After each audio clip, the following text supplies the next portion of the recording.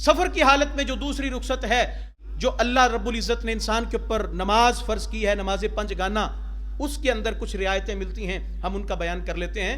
سب سے پہلی بات یہ ہے کہ اگر انسان اپنے گھر سے دور ہے، اپنے گھر سے باہر سفر کرتا ہے، تو اس کی نماز قصر ہو جاتی ہے۔ قصر ہو جانے کا مطلب جو 4 رکعتی نماز ہے وہ کم ہو کے 2 رکعتیں رہ جائے گی، اور اس کے اوپر سے سنن اور اس کے اوپر سے نوافل اور باقی سنتیں وہ ساری اٹھ جائیں گی، وہ ختم ہو جائیں گی۔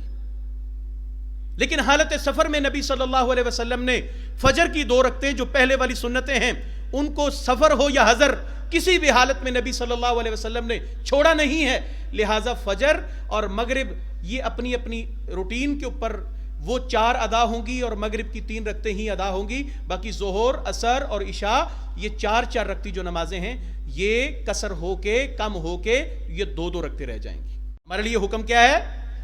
وہی حکم فاستقم کما امرت، جس طرح آپ کو حکم دیا گیا ہے آپ اسی طرح کریں، اپنی رغبت وہ اختیار نہ کریں۔ اور میں نے حدیث شریف سے نبی اکرم صلی اللہ علیہ وسلم کا عمل رکھا کہ نبی علیہ السلام کو جب بھی 2 کام کرنے کو کہا جاتا تو آپ ان میں سے جو آسانی والا معاملہ ہوتا وہ فرماتے، مشکل کام نہ کرتے، اس لیے کہ نبی اکرم صلی اللہ علیہ وسلم یہ سمجھتے کہ کہیں میری امت کے اوپر یہ کام مشقت میں اور تکلیف کی صورت میں عائد نہ ہو جائے، فرض نہ ہو جائے۔ نبی کریم صلی اللہ علیہ وسلم سے روایت ملی، رخص رسول اللہ صلی اللہ علیہ وسلم فی 3 فرسخ، نبی اکرم صلی اللہ علیہ وسلم نے رخصت دی مسافر کے لیے 3 فرسخ، کم از کم 3 فرسخ، 3 فرسخ 9 میل کا سفر بنتا ہے، اور کم از کم یہ 13 سے 14 کلومیٹر کی مسافت بنتی ہے کہ جب آپ اپنی بستی کو، اپنے شہر کو چھوڑ کے باہر چلے جائیں تو اس وقت اتنے سفر کے اوپر آپ نماز قصر کو ادا کر سکتے ہیں۔ اپنا شہر چھوڑیں، ایک تو یہ ہے کہ ہم جو ٹاؤن میں ہیں اس ایریے سے نکلنے کے بعد نہیں، بلکہ اپنے شہر کو چھوڑنے کے بعد نماز کی قصر کی ادائیگی ہو سکتی ہے، اور اگر سفر لمبا ہے تو آپ شہر چھوڑنے کے ساتھ ہی، شہر سے نکلتے ہی وہ نماز قصر کر سکتا ہے، تب کہ جب نماز کا وقت آن پہنچا ہو۔ صحیح مسلم میں ہے نبی اکرم صلی اللہ علیہ وسلم جب غزوہ تبوک کے لیے نکلے تھے تو آپ علیہ السلام اس وقت نکلتے کہ جب سورج زوال پذیر ہو چکا ہوتا، زوال ہو جانے کے بعد اگر سفر شروع کرتے تو نبی اکرم صلی اللہ علیہ وسلم ظہر اور عصر کی نمازوں کو قصر کر کے ادا کرتے اور جمع کر کے ادا کرتے۔ ہمارے ہاں حنفیہ میں یہ ہے کہ وہ کم از کم 78 کلومیٹرز، لگ بھگ 80 کلومیٹر سفر اگر ہو تو وہ ان کے ہاں سفر ہے۔ یہ احتیاط کی بنیاد پر مبنی ہے، وگرنہ حنفیہ میں بھی دوسرا موقف 21 کلومیٹر کا ہے، تو آپ 13 اور 21 کو جمع کریں، یعنی جس شخص کا سفر 20 کلومیٹر سے اوپر ہے اور وہ اپنے شہر سے باہر جا رہا ہے تو وہ اپنی نماز کو قصر ادا کر سکتا ہے، 4 کی بجائے 2 رکعتیں ادا کر سکتا ہے۔ اللہ تم پر آسانی چاہتا ہے، اللہ تم پر تنگی نہیں کرنا چاہتا۔ اور دوسری بات، نبی علیہ السلام نے 2 نمازوں کو جمع کر کے بھی پڑھا ہے، اور یہی روایت سیدنا انس بن مالک سے صحیح مسلم میں آئی کہ نبی اکرم صلی اللہ علیہ وسلم نے 2 نمازوں کو جمع کر کے پڑھا۔ اور سیدنا معاذ بن جبل رضی اللہ تعالی عنہ فرماتے ہیں کان النبی صلی اللہ علیہ وسلم فی غزوۃ تبوک اذا زاغت الشمس قبل ان يرتحل جمع بین الظہر والعصر وان ارتحل قبل ان تزیغ الشمس اخر الظہر حتى ينزل للعصر۔ نبی اکرم صلی اللہ علیہ وسلم اگر زوال ہو جانے سے پہلے سفر شروع کرتے، ظہر کو تاخیر کر دیتے، لیٹ کر دیتے، اور عصر کے ساتھ ادا فرماتے۔ تو یہاں رک کے اس مسئلے کو سمجھیں کہ نماز کی جو جمع ہے، قصر تو سمجھ آئی کہ اگر آپ اپنے شہر سے باہر جاتے ہیں اور خواہ ایک شخص ہے کہ جو ہر روز ہی سفر میں رہتا ہے، کوئی ٹیکسی ڈرائیور ہے، کوئی ملاح ہے کشتی کا، کوئی جہاز رانی کمپنیوں میں لوگ ملازمتیں کرتے ہیں، تو وہ ہر روز اگر اپنے سفر پہ رہتے ہیں تو وہ اس میں قصر نماز پڑھ سکتا ہے۔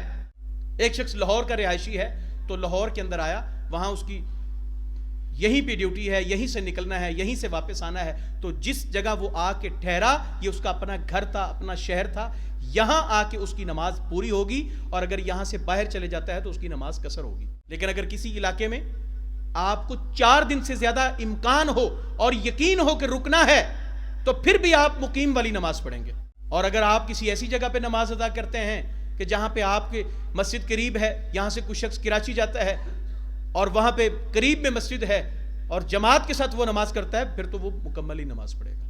ان کیس کہ اگر آپ اپنی الگ سے جماعت کرواتے ہیں 2-4 لوگ، اور جماعت کا مسئلہ بھی سمجھیں، 2 لوگوں کی بھی جماعت ہو سکتی ہے. امام لیفٹ سائڈ پہ الٹے ہاتھ پہ کھڑا ہوگا اور اس کے دائیں طرف مقتدی کھڑا ہوگا، اور دونوں برابر کھڑے ہوں گے. 2 لوگوں کی بھی جماعت ہو سکتی ہے. نبی صلی اللہ علیہ وسلم بیٹھے ہیں، تشریف فرما ہیں، ایک شخص آیا، اس نے نماز پڑھنا چاہی تو نبی اکرم صلی اللہ علیہ وسلم نے فرمایا تم میں سے کون ہے شخص کہ جو اپنے بھائی کے لیے جماعت کروا دے. ایک شخص اٹھا، وہ فرض پڑھ چکا تھا، اس نے پھر اٹھ کے اس بندے کے ساتھ نماز پڑھی، تو گو کہ 2 لوگوں نے بھی نبی اکرم صلی اللہ علیہ وسلم کے ساتھ جماعت میں. اس کی دوسری دلیل سیدنا عبداللہ ابن عباس رضی اللہ عنہما، آپ کے چچا کے بیٹے ہیں، کہتے ہیں میں نبی اکرم صلی اللہ علیہ وسلم کے گھر پہ سویا تو آپ تہجد کے لیے اٹھے، تو مجھ سے پہلے رسول اللہ علیہ السلام تہجد کی نماز شروع کر چکے تھے. میں بعد میں وضو کر کے آیا تو میں آپ کے الٹے ہاتھ کھڑا ہو گیا لیفٹ سائڈ پہ. میں نے بتایا تو نبی اکرم صلی اللہ علیہ وسلم نے اپنے ہاتھ سے مجھے پکڑ کے اس طرف لا کے اپنی دائیں جانب کھڑا کر دیا. یہاں سے 2 باتیں سمجھ آئیں. 2 لوگوں کی جماعت بھی ہو سکتی ہے، اور بوقت ضرورت اور بوقت حاجت امام کا ہلکی پھلکی حرکت کرنا بھی ثابت ہے. یا کسی بھی شخص کا اگر اسے حرکت ہو، کوئی نقصان دہ چیز ہے، موذی چیز ہے، کوئی بچہ ہے تو کسی ساکٹ میں ہاتھ دے رہا ہے، تو اس صورتحال میں تو اس کو حرکت کر کے روکنا یہ جائز. تو 2 لوگوں کی بھی جماعت ہو سکتی ہے. تیسرا شخص اگر آئے تو امام کے آگے، اگر یعنی سیکنڈ والی صف میں اگر 2 لوگ جماعت کروا رہے ہیں، اس کے پیچھے بھی جگہ ہے، اس کے آگے بھی جگہ ہے، تو وہ مقتدی کو پیچھے کر لے اور 2 لوگ پیچھے کھڑے ہو کے جماعت کروائیں. اور اگر ایسی جگہ پہ ہیں کہ جہاں پہ صرف امام کو ہی آگے کیا جا سکتا ہے، یعنی وہ اینڈ پہ کھڑے ہیں تو پیچھے جگہ نہیں ہے، تو پھر امام کو آگے کر کے پھر بھی لوگ 2 پیچھے کھڑے ہو سکتے ہیں. اتنی حرکت کی جواز ہے، بالکل ہو سکتا ہے.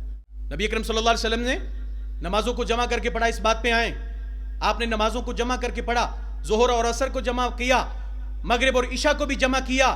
ظہر کے وقت میں جسے جمع تقدیمی یعنی مقدم کر کے پہلے کر کے، ظہر کے وقت میں 2 رکعتیں ظہر کی ادا کی سفر کی حالت میں، 2 رکعتیں ساتھ عصر میں پڑھی.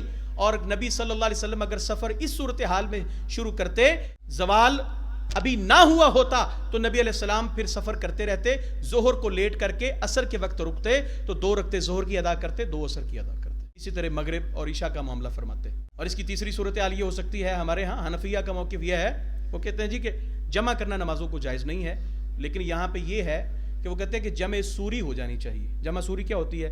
پہلی نماز کا وقت، یعنی آج کل 2:40 پہ نماز ظہر کا وقت ختم ہو رہا ہے، اور 2:41-42 پہ نماز عصر کا وقت شروع ہو جاتا ہے. تو ایک شخص یہ چاہتا ہے کہ میں نمازوں کو جمع کر لوں، تو میں نے بتایا کہ پہلے پڑھنا بھی جائز ہے، بعد میں پڑھنا بھی جائز ہے. لیکن اگر کوئی شخص نہ ہی مانے تو اس کے لیے یہ تیسری صورت ہے کہ وہ ظہر کو آخر وقت پہ پڑھ لے اور عصر کو پہلے وقت پہ پڑھ لے. یہ تو پوری امت کے ہاں جائز ہے.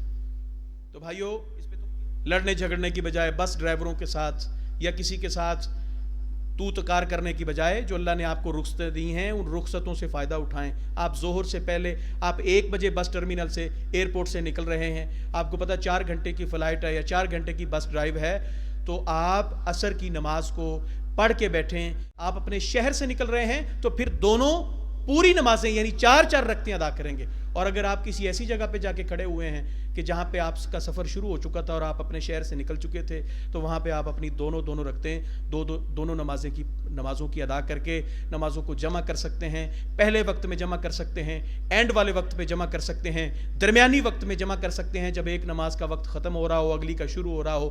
یہ تینوں صورتیں جائز ہیں، ان میں سے کوئی شخص بھی. اور اگلی بات کہ نبی صلی اللہ علیہ وسلم نے بلا عذر بھی جمع کیا ہے. نبی اکرم صلی اللہ علیہ وسلم نے بغیر جنگ کے خوف کے، بغیر بارش کے اور بغیر سفر کے نبی صلی اللہ علیہ وسلم نے ان نمازوں کو جمع کیا ہے. لیکن اسے روٹین نہیں بنانا چاہیے. کبھی کبھار کوئی ایسا عذر ہو کہ جو آپ کا وقت آپ کو پتہ ہے کہ ایسا لگ جائے گا کہ اس پہ نماز رہ سکتی ہے، تو وہ ہفتے عشرے میں، مہینے میں کوئی 1-8 بار ہو تو پھر ایسا کیا جا سکتا ہے. اس لیے کہ یہ رسول اللہ کا عمل خال ملتا ہے. نبی صلی اللہ علیہ وسلم نے بہت کم اس عمل کو کیا ہے. اسے جواز نہیں بنانا چاہیے، روٹین نہیں بنانا چاہیے. باقی جو سفر کی سہولتیں ہیں ان کو اختیار کریں، ان کو قبول کریں، تاکہ ہمارے اوپر آسانی ہو اور لوگوں کو بھی آسانیاں تقسیم کرنے کا موقع دیں. سنت نبوی شریف کی طرف لے کے آئیں تو یقیناً آسانی ہو جائے گی.